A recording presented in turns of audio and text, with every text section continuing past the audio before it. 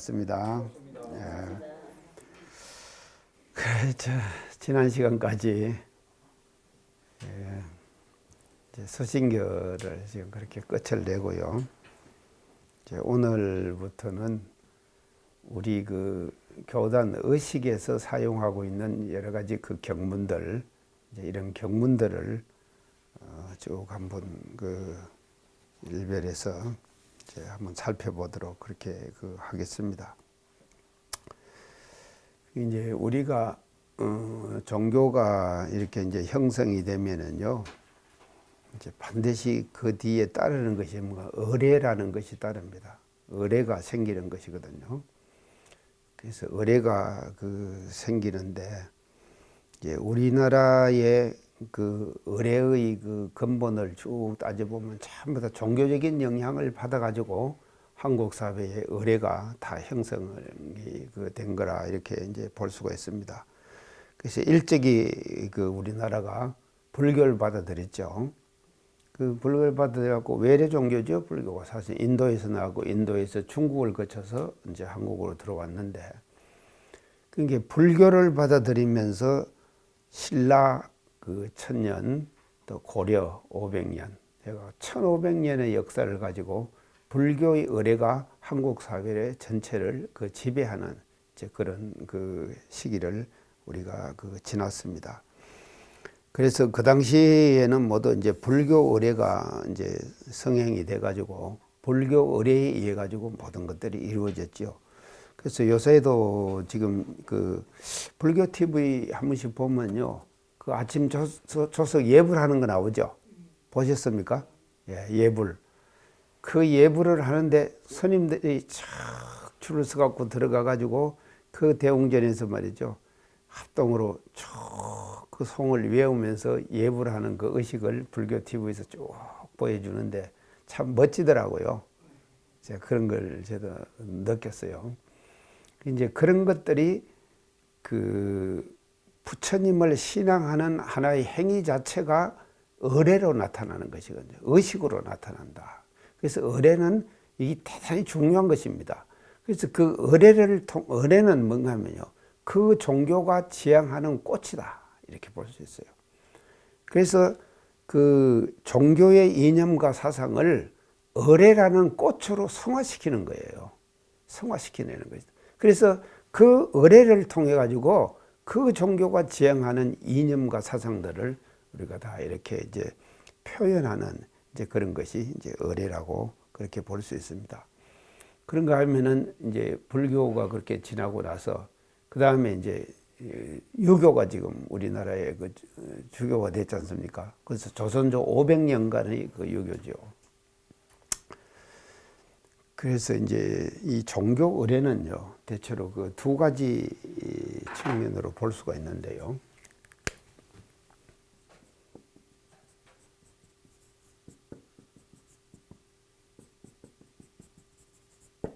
이게 이제 의례인데, 이게 이제 일상적인 의례.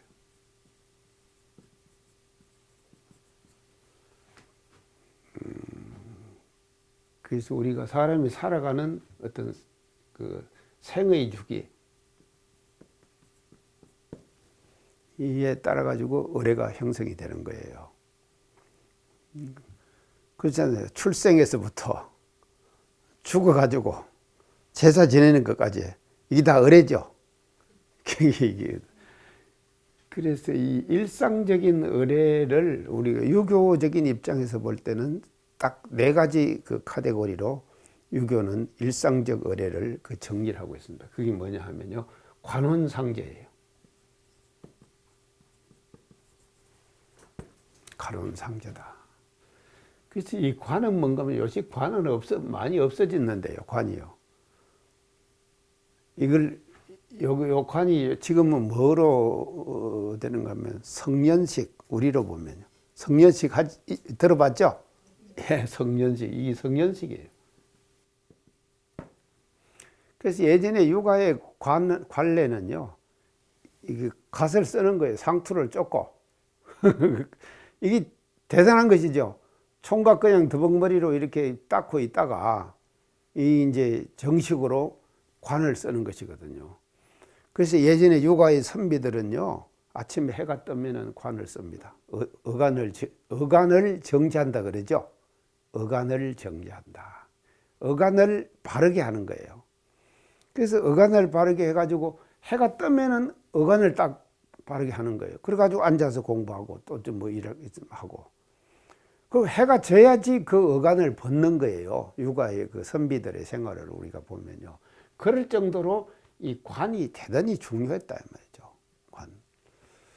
그래서 이제 이 관례 그러죠. 이것은 관이라고 하는 것은요. 관운상제 중에서 이걸 관례라 그럽니다. 그래서 관을 쓰는 의례가 있었다 이 말이죠. 유교의 그 근본적인 의례는요. 그 다음에 이제 두 번째는 이 혼입니다. 혼은 이게 뭔가 하면 결혼이죠. 그래서 예전에 이제 하는데 홀기 부르면서 예전에 그 오리 이렇게 갖고 다니고 다 기억나죠? 보셨습니까? 자, 지금도요. 저기 서울에 우리 유소스텔 아니네. 이제 앞에 가면은요. 그 이제 한옥촌이 있어요. 그 한옥촌에서 매일 그 전통 혼례를 합니다. 그렇죠, 전통 혼례. 그래서 저도 그걸 이제 한번 가봤어요. 언제 가면 제가 아는 지인이 한국 딸 미국 처녀 하고 결혼을 하는 거예요. 미국 총각, 예. 한국 딸 미국 총각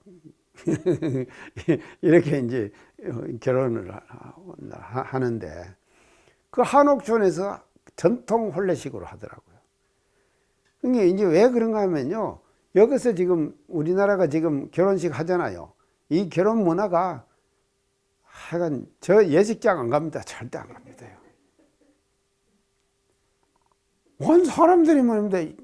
그래서 그리고 그 원불교식으로 주례를 해달라고 그러면 제가 주례를 하고 일반 사회식으로는 제가 절대 주례를 안 갑니다. 왜 안 가는가 하면요.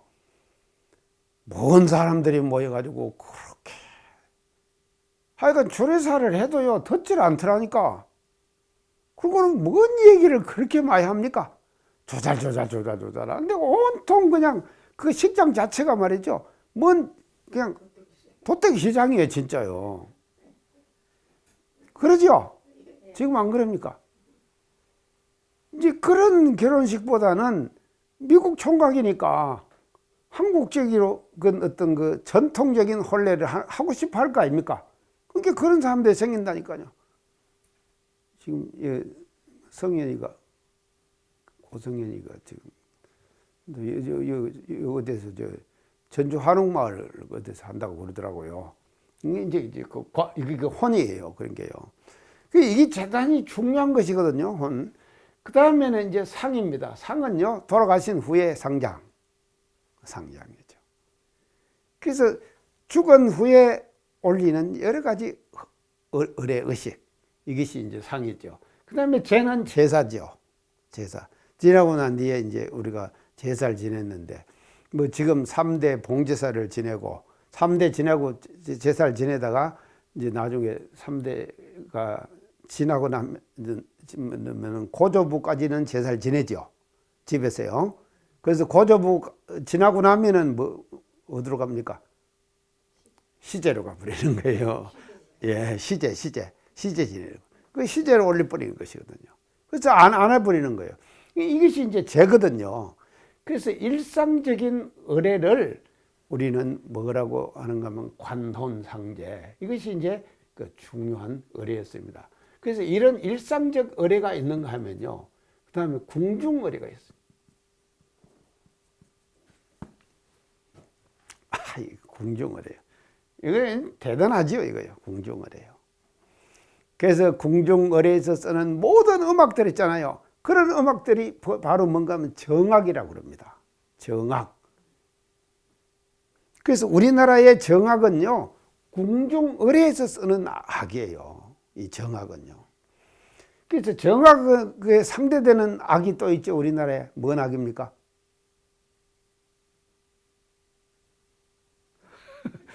민속악이에요. 민속악이요. 민속학. 정학이 있고요. 그래서 궁중어뢰에서 발달하는 의학은 정학입니다. 그래서 이 정학을 주장하는 사람들은요, 그래서 우리나라에요, 서울대학교의 음악과는, 국악과는요, 정학 중심이에요. 근데 중앙대학의 음악은 뭔가 하면 민속학 중심이에요. 중앙대학은. 이게 다릅니다, 이게. 그래서 이게 정학이거든요. 그래서 정학은요, 어떤가 하면, 나라에 음악이 요란스럽고 소란해지면은 국민들의 의식 자체가 그렇게 돼버린다. 이렇게 하는 거예요. 그래서 이 음악과 사람들의 의식은 대단한 관계가 있는 거예요. 그래서 음악은요, 뭐를 말하는 거? 음악은 어떤 무엇을 반영하면 그 사회의 시대 인심을 반영하는 거예요. 음악이라고 하는 것은요. 그래서 시경 있죠. 사서상경 중에서 시경이 있잖아요. 이 시경이 뭔가 하면요, 춘추 전국시대에 그 당시에 말이죠, 음악이에요. 음악이요. 음악 가사예요. 이 시경이라는 것이요. 그렇기 때문에 그 음악 가사에 보면, 시경의 내용에 보면요, 엄청나게 아주 로맨틱한 그런 내용도 이 시경 속에 담겨 있다 이 말이죠. 그래서 우리나라도 마찬가지예요. 시대 인심에 따라서 음악이 바뀝니다. 시대 인심에 따라서 음악 바뀌는, 내가 그 하나만 얘기할까요? 그게 뭔가 하면요, 우리나라가 한참 산업화가 일어날 때요. 산업화가 일어나잖아요. 그러니까 산업화가 일어나니까는 사람들이 어디로 모이는가 하면 도시로 다 모이잖아요. 그게 도시로 모이는 거예요. 그래서 농촌의 인농 현상이 일어나죠. 농경사회에서 산업사회로 바뀌면서, 그때 농경사회에서 산업사회로 바뀌면서 인구의 대이동이 일어나는데, 인구의 대이동이 일어나는 그것이 노래로 표출되는 노래가 있는데, 그게 뭔가 하면요, 앵두나무 우물가예요. 앵두나무 우물가 있죠? 네. 하다, 윤타님이 제일 잘하시네. 앵두나무 우물가에 동네 처녀 바람났네.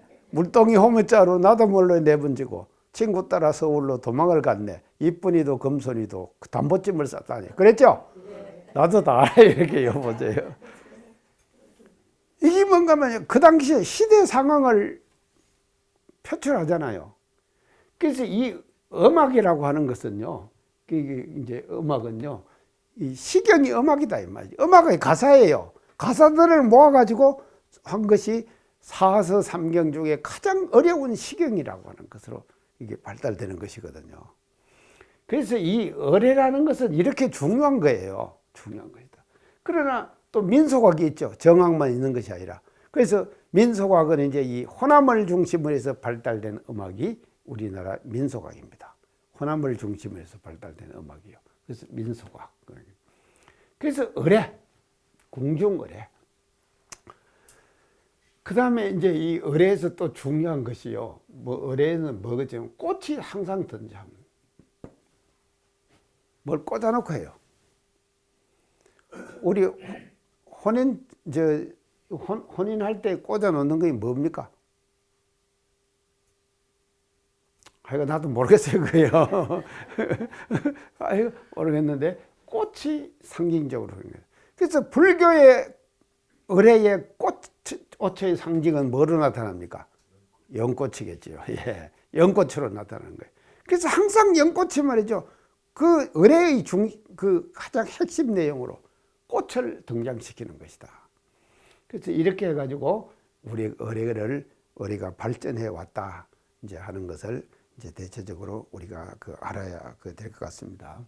그래서 제가 이제 그 우리나라의 예를 들어가지고 이제 일상적인 그 의뢰에 대한 대체적인 내용을 먼저 이렇게 말씀을 드리고요. 그러면은 오늘은 이 의뢰가 이거 잘 안 닦이네. 의뢰가 그 종교 의뢰가 그 왜 그 발달하면서 또 어떤 의미와 특성을 가지는가? 종교 의례의 발생과 종교 의례, 이 의례 종교 이 발생과 이제 의미에 대해서 한번 쭉 이제 말씀을 한번 이제 들어보겠습니다. 자, 그러면은요, 우리가 살다가 보면요, 사람 사이의 관계, 사람과 사람 사이의 관계가 생기죠. 항상 살다 보면 혼자 단독자로서 살 수는 없는 것이거든요. 우리가요, 단독자로 못 살잖아요. 그러면은 그 단독자로서 살 수 못하는 것이 사람이에요. 그래서 사람은 일단 뭐 집단성을 가지고 살아야 돼요. 함께 사는 것이 사람의 삶의 그 정형이다. 이렇게 우리가 이제 볼 수가 있습니다.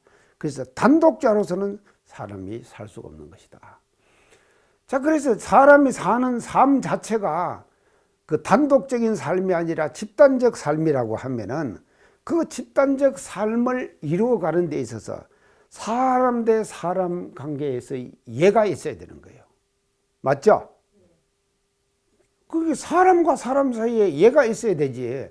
사람과 사람 사이에 예가 없으면은 이거는 말이죠, 그거 안 되는 것이거든요. 그냥 그 뒤죽박죽이 돼버리는 거예요. 그래서 과거에 지금 그 유교의 가장 중심은요,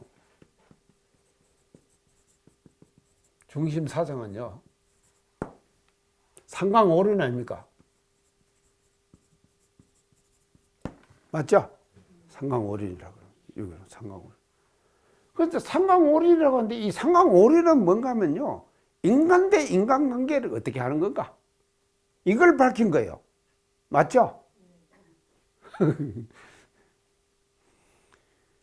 근데 이 상강오륜은 말입니다, 이 인간관계를 밝히는데 뭐로 밝히는가 하면요, 반드시 상하관계로 밝혀요. 아르의 관계를 어떻게 해야 되는가? 그래서 이건 뭔가 하면 종적 윤리예요. 상강오륜은요, 종적 윤리다. 종적 윤리 아십니까? 장단이 뭐예요? 예, 전부 다 그 하여간 종적으로 이렇게 상하관계로 다 밝혀. 상하관계로. 이게 상강오륜이거든요. 이것만 잘하면은요, 상하관계만 잘하면은요, 상강오륜은 제대로 할 수가 있는 거예요.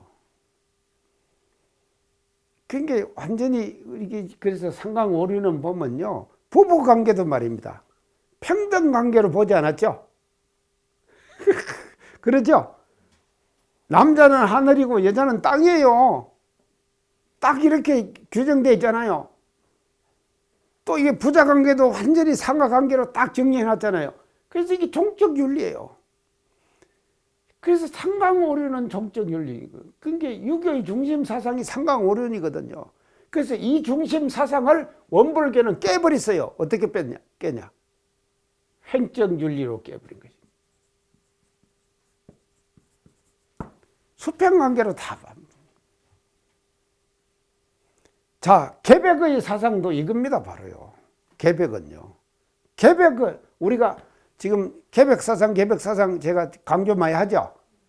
근데 개벽사상은요, 간단해요. 아주 종적 윤리에서 횡적 윤리로 바뀌는 거예요. 윤리 의식이 딱 바뀌어야 된다. 그래서 이 마인드, 의식이 말이죠, 이렇게 바뀌지 않으면 절대로 이거는요, 그 시대에 적응할 수가 없습니다. 우리가 시대에 적응하고 시대를 리드하고 시대를 이끌어 나가고 우리가 그렇게 한다고 하면은요, 그 시대가 지향하는 시대적 윤리의 코드를 읽어야 되는 거예요. 이 트렌드를 읽어야 된다 이 말이죠. 그 트렌드가 뭐냐면 횡적 윤리예요. 개벽의 윤리다 이 말이죠. 개벽은 간단합니다. 횡적 윤리예요. 모든 상하관계의 윤리 자체를 말이죠, 차별로 보는 거예요. 그래서 이 차별로 보는 것이 대종사님께서는 이거를 차별로 다 보시고, 그 차별을 인간 세계에서 생겨나는 모든 차별들을 다 깨부셨거든요. 그 깨부신 교리가 뭡니까? 사유지요. 예, 사유. 사유라고 하는 이 교리로 가지고 모든 정적 윤리의 이 상강오륜의 윤리를 깨버리는 것입니다.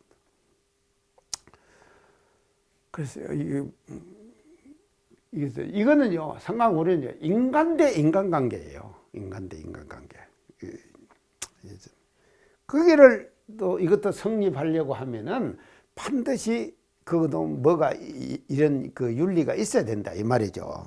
있는데 하물며 말이죠. 사람 대 사람 관계도 이런 상강오륜과 같은 이런 윤리가 탄생을 하는데 이 의례라고 하는 건 종교 의례라고 하는 것은요. 그 종교가 지향하는 신앙의 대상 있죠. 신앙의 대상과 인간 간에 생겨나는 그 의례가 있겠, 관계가 있겠죠. 관계성요. 그래서 이 종교랑 의례는요, 신앙 대상과 인간 간의 관계 정립이에요. 관계를 정립시키는 거예요. 자, 이것이 이제 서양 종교에서 보면 신이죠. 신과 인간 관계를 어떻게 해야 되는가? 신과 인간과의 관계를 어떻게 해야 되는가? 이게 이제 뭐로 나타난가 하면 의례로 나타난다 이 말이죠. 신과 인간 관계를 우리가 그 형성해 가는 데 있어서 그 형성의 모델을 의례로 가지고 형성시켜 나간다. 신과 인간과의 관계. 그러면 동양 종교에서는 어떻게 되는가 하면요. 부처님과 인간과의 관계. 부처님과 인간과의 관계. 자, 그러면 원불교 의례는 뭐겠습니까? 진리와 법신불과 인간과의 관계. 이 관계를 정형화시켜내는 거. 이게 뭔가 하면 의례다 이 말이죠. 법신불과 인간과의 관계. 우리와의 관계를요. 어떻게 그러면 우리가 법신불을 신앙하고 법신불을 어떻게 우리가 찬송하고 법신불을 하는가. 이게 뭔가 하면 의례로 나타나는 것이거든요. 자, 신과 인간과의 관계는 서양 종교적 의례의 발생의 보고. 그래서 의례의 시작은요, 신에 대한 찬양이에요. 신에 대한 찬양이에요. 이제 신에 대한 이게 이제 찬양인데. 그렇기 때문에요, 종교에 따라 가지고 신앙의 대상이 다 다르죠. 그렇기 때문에 신앙의 대상에 따라 가지고 의례가 다 다르게 나타난다. 우리가 그렇게 이제 볼 수가 이제 있습니다. 그래서 이 개인의 말이죠. 신에 대해서 개인적인 어떤 태도를 취하는 거. 개인적 태도. 신에 대한 개인적 태도는 의례가 아니에요. 의례가 아니다 이 말이죠. 그럼 개인적 태도예요. 그냥 개인적 태도면. 그러면 의례가 되려면 뭐가 돼야 되는가 하면 집단적으로 돼야 돼. 이것이. 집단적 표현이 돼야 된다. 그래서 신에 대한 집단적 표현, 그 표현이 의례로 성화되어 나간다. 이제 우리가 그렇게 이제 볼 수가 있겠습니다. 자, 그러면은요, 우리가 이제 이 초기에 아주 이제 이 신이 생기려고 할 때요, 우리가 주술이 있죠. 주술적 행위.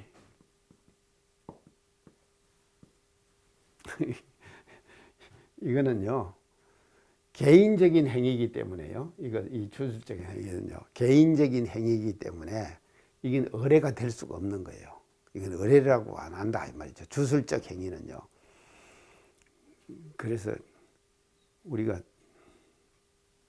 하여간 원시 시대 때는요, 예전에 우리가 정화수 떠놓고 정화수 이렇게 떠놓고 삼신 할머니 전에 빌었죠. 삼신 할머니 전에 빌면 이건 개인적인 것이죠. 근데 개인적인 것이지만도 이 개인적인 것이 말입니다. 이 집에서도 삼신 할매께 정화수 떠놓고 그렇게 빌고, 저 집에서도 그렇게 빌고, 이 집에서도 그렇게 빌고, 이렇게 말이죠. 이것이 공용화될 때, 공용화될 때는 의례로 성화될 수가 있다. 공용화될 때는요. 근데 한두 사람이 하는 행위는 그것은 그 의례가, 종교 의례가 이제 될 수가 없는 거다. 이제 그렇게 학자들이 모두 지금 이제 이 얘기를 이제 하고 있습니다. 그래서 이 주술적인 행위라도요, 우리가 기우제 지내죠. 뭐 기우제 하고 우리하고 관계가 없네 사실은. 가만 보니까 내가 말을 하고 나니까는요, 기우제 지낸다는데 관계가 없는데요. 강화도 가면요, 만이산이라고 있죠. 강화도요. 그거 가면요, 단이, 만이산 꼭대기 가면 단이 있어요. 그 단은 항상 뭐 하면요, 임금이 나라에 흉년이 들고 가뭄이 되면은 가가지고 거기서 그 기우제를 지내는 거예요. 그 가면 되든. 또요, 태백산 가보셨어요? 못 가봤어요? 옥탑님도 못 갔어요? 선생님도 태백산 못 갔어요? 그거만 남았어요. 다 돌았네.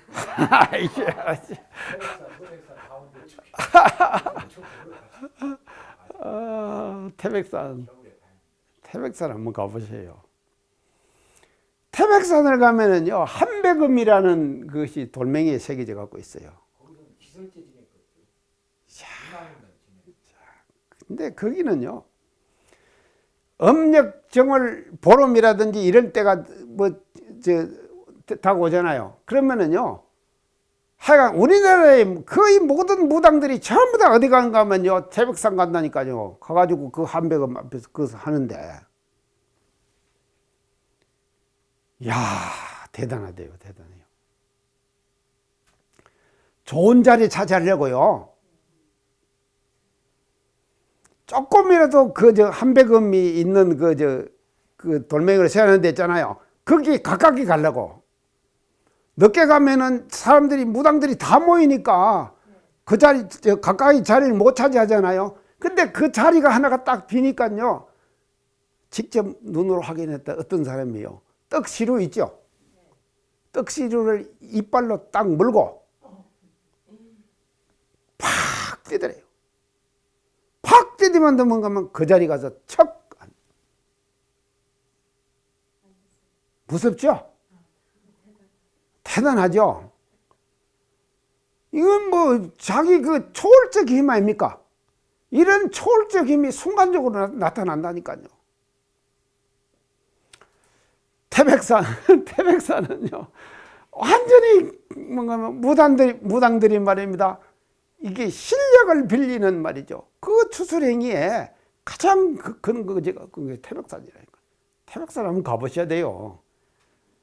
가봐도 말이죠, 그런 거 아무것도 모르고 그냥 가면은요, 그냥 이제 덜짐승들이나 개들이 돌아다니는 거 똑같다니까요. 그러니까 의미를 우리가 부각시키고 의미를 알면서 항상 다녀야 돼요. 그래서 우리가 등산 다니잖아요. 등산 다니는데 요새는 말이죠, 뭐 어떤 등산을 해도 등산이 좋습니다. 등산은 건강에 좋잖아요. 건강에 등산해야 되는데, 등산을 하는 것도 반드시 뭐와 겸해진가면 문화답사가 돼야 돼요. 같이 가야 돼요. 맞죠? 문화답사를 해야 된다 이 말이죠. 그래서 우리 교당 교무님들 이 강의 들으시면서 말이죠, 문화답사 하라. 그래서 유홍준 씨가 쓴 책이 있죠. 문화답사기 책 있잖아요. 그 책의 제일 처음에 뭐로 나타나는 거 아십니까? 뭡니까?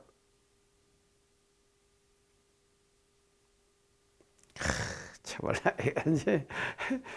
내가 여러분들 유식하게 만드네. 그 책이 처음에 첫 제목이 뭔가 하면 가문사지. 가문사지.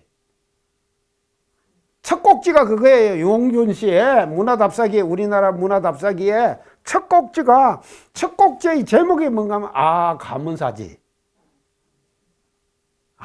가문사지. 가문사지가 되어 있는 거 아십니까?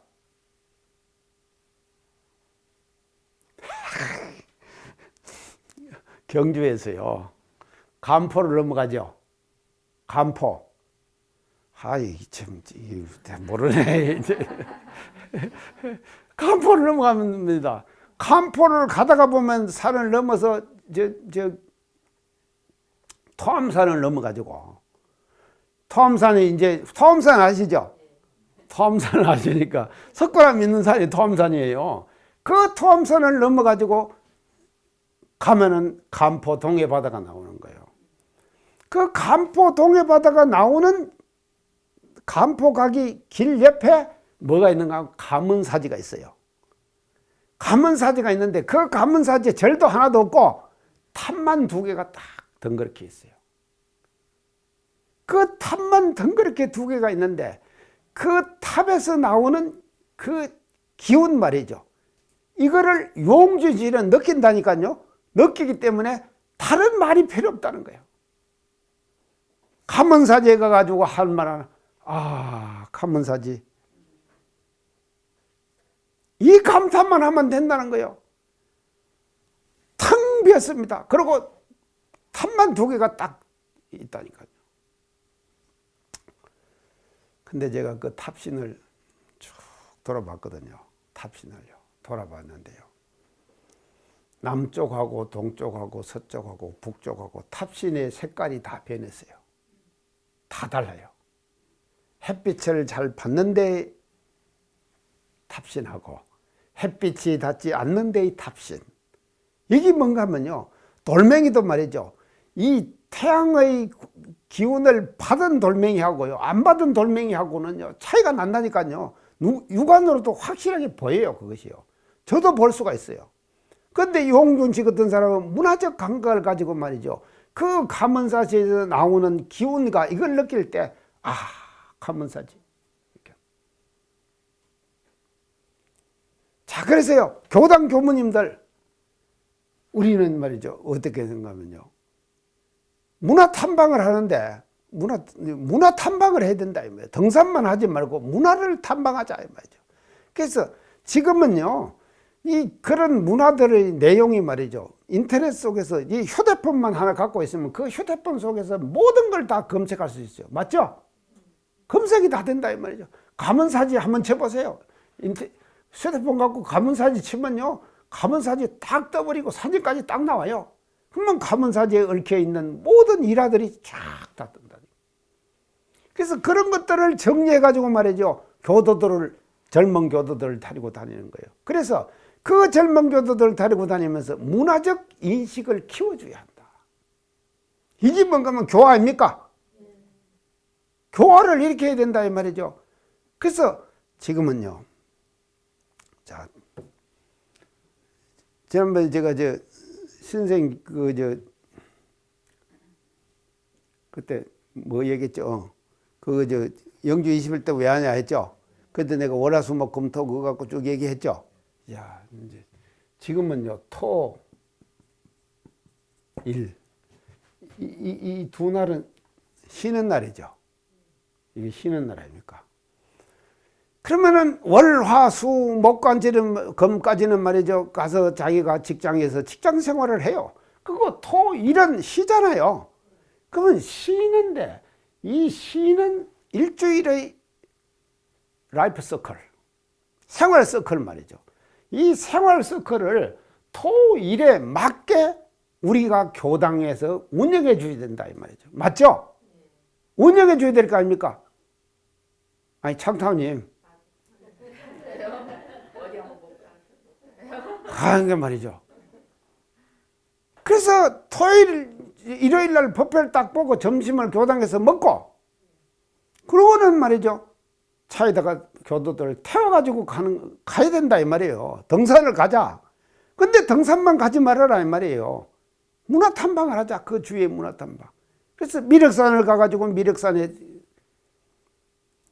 YTN에서 그 정리한 그것이 한번 누가 밴드에다가 보냈는데요. 그걸 다 제가 못 봤어요, 사실은요. 근데 그 미륵사지에 대한 걸 추구하는데요. 미륵산에 있는 화강암 돌멩이 있죠. 그 돌멩이하고 미륵사 석탑 그 석탑의 돌멩이하고가 재질이 똑같대요. 그렇기 때문에 왜 우리나라가 목탑에서 석탑으로 갈 수 있었는가 하면은 미륵산에 있는 돌멩이가 말이죠. 그 탑을 만들 수 있는 돌멩이가 되었기 때문에 석탑으로 간 거예요. 석탑으로. 돌멩이 탑으로 간다. 근데 중국은 말이죠. 그러지 않거든. 탑이 전국은 전부 다 아까 내가 얘기했잖아요. 중국은 뭔 탑이라고 했어요? 벽돌탑이라 그랬죠. 벽돌을 구워갖고 탑을 만든. 그게 다르다 이 말이에요. 문화가 다르다 이 말이에요. 그럼 왜 이런 문화가 생기느냐? 그 지역의 여건 따라서 달라지는 거다. 그래서 이런 것들을 교도들에게 씌워줘야 될 거 아닙니까? 불기교당 할랍니까? 안 할랍니까?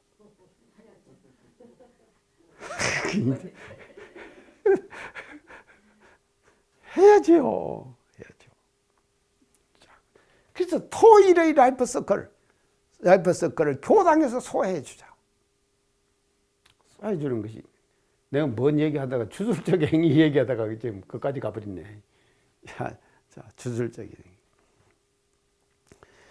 그래서 이런 그 기우제 같은 거요. 저 강화도 많이 다녀서 올리는 기우제 같은 거 이런 것들은 종교 의례에 속한다.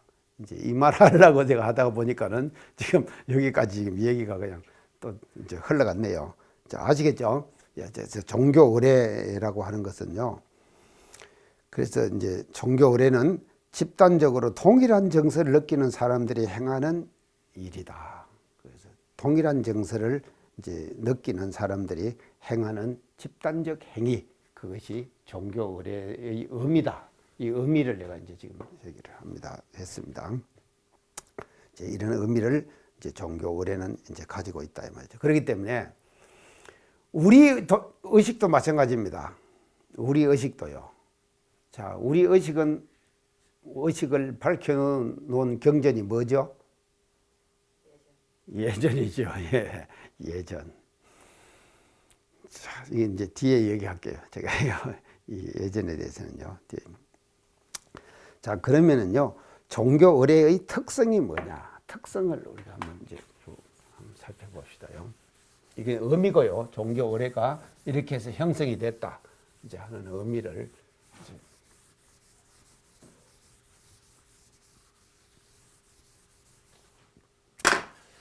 그래서 종교 의례의 그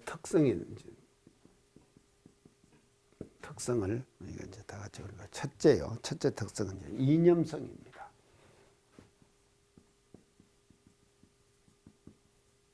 이념성이에요. 이념성의 특징을 이제 가지고 있다. 그래서 이 이념성이라는 것은 뭔가 하면요. 사람의 마음 밑바닥에는요. 밑바닥에 누구나 종교적 심성이 다 깔려 있습니다. 어딘가 의지하고 싶은 그런 심성이 깔려 있죠. 우리가 살다 보면요. 자기도 모르게 살다가 보면은 어려운 일, 난경 이런 걸 당하게 되죠. 그 당하면은 뭔가를 도움을 받아가지고 내가 지금 느끼고 있는 이 어려움을 그걸 돌파해야겠다 하는 그런 생각들이 다 지금 우리가 깔려 있잖아요. 이거는요. 인간의 그 본성이에요. 본래적인 심성의 구조가 그렇게 생겼다 이 말이죠. 어딘가 의지하고 싶은 그와 같은 이제 성격을 이제 띠고 있습니다. 심성이 그렇게 이제 깔려 있는데요. 이런 그 심성, 어딘가 의지하고 싶어 하는, 기대고 싶어 하는 심성이죠. 이 기대고 싶어 하는 심성이 사회적 계기가 되면은요. 그것이 사회적 계기가 돼가지고 종교적 성격을 띤 그런 제의, 그런 의례로 나타나는 것이다. 그래서 그 믿음의 그 심성, 믿음의 심성이 이것이 이념화되는 거예요. 이념화돼요. 이념화돼 가지고 이 종교 의례로 성화된다. 종교 의례로 이제 성화가 이제 돼간다 이런 얘기죠. 그래서 우리가 이제 살다 보면요, 일상성에 매몰되어 있는 사람들의 심기를 일깨워 가지고요, 그 일상성에 매몰되어 있는 사람들의 심기를 일깨워 가지고 상징성을 획득하고, 그 상징성 획득한 상징성이 현실로 나타날 때 제의라는 현상으로 나타난다. 제의가 이것이 뭔가 의례예요. 의례로 나타난다 이 말이죠. 그렇기 때문에요, 이 의례 속에는 반드시 뭐가 들어가면 그 종교가 지향하는 이념 있죠. 종교가 지향하는 이념 있잖아요. 그 이념을 향하는 행위예요. 이념을 향하는 행위다 이 말이죠. 자, 그러면 원불교의 의례는 뭐냐? 누구를 향합니까? 법신부를 향하는 것이죠. 그래서 이 법신부를 향해서 향하는 이념, 우리는 법신부를 향해서 이념을 그거다 의지하고 싶어 한다 이 말이죠. 의지하고 싶은 마음이 깔려 있거든요. 저도 지금 이런 강의를 하지만 저녁마다 제가 108배 한다 그러죠. 108배 할 때 또 어디로 보고 하는지 아십니까? 성탑? 아니에요. 대각전을 보고 해요, 제가요. 저녁마다 108배를 하는데 제 방 옆이 대각전이거든요, 위에가. 그 대각전을 보고 하는 거. 왜 내가 대각전을 하냐? 이 대각전이라는 곳은 어떤 곳인가만요, 우리 원기 20년에 나중에 얘기할 겁니다만도 처음으로 이론상 법신불 이론상을 봉헌한 곳이 어딘가 하면 대각전이에요. 최초의 봉헌, 공식적 봉헌 장소예요. 그러니까 제 방이 참 좋죠. 그 옆에 있으니까. 참 저는요 행복한 사람이에요. 저는. 그래서 그런 믿음이 말입니다. 그 법신부를 향하는 어딘가의 그 믿음, 그 믿음이 말이죠. 저를 108배를 할 때 똑 딴 데 보고 안 합니다. 어디로 보고 하는가 하면 대각전을 보고 하는 거예요. 자, 이것이 이슬람에서는 어떻게 나타나는가 하면요, 이슬람. 사람이 죽으면은요, 언제든지 메카를 향해서 무덤을 써. 맞죠? 들으셨죠? 메카. 메카는 뭔가 하면 이슬람의 성지 아닙니까? 죽은 사람도 말이죠. 죽은 사람도 사람을 안치를 시키는데 어떻게 하는가 하면 메카를 향해 갖고 다 시킨다. 이게 뭔가 하면요, 인간의 심성에 깔려있는 기본적인 믿음에 대한 표현이다 이 말이죠. 이런 표현이 나타나는 것이 바로 뭔가 하면요, 의례다. 그렇기 때문에 의례는요, 그 종교가 지향하는 이념이 진하게 깔려있다 이 말이죠. 이념이. 그래서 그 이념의 어떤 그 속성, 이념의 어떤 성질, 이것에 따라 갖고 의례가 달라져요. 미신적인 의례도 될 수 있고 미신적이 아닌 의례도 될 수 있고 그러겠죠. 그렇게 된다. 그래서 이념이 그 종교의 그 의례 속에는 항상 그 깔려 있다. 그렇게 봐야 될 것 같습니다. 오늘 시간 모두 마치겠습니다. 감사합니다.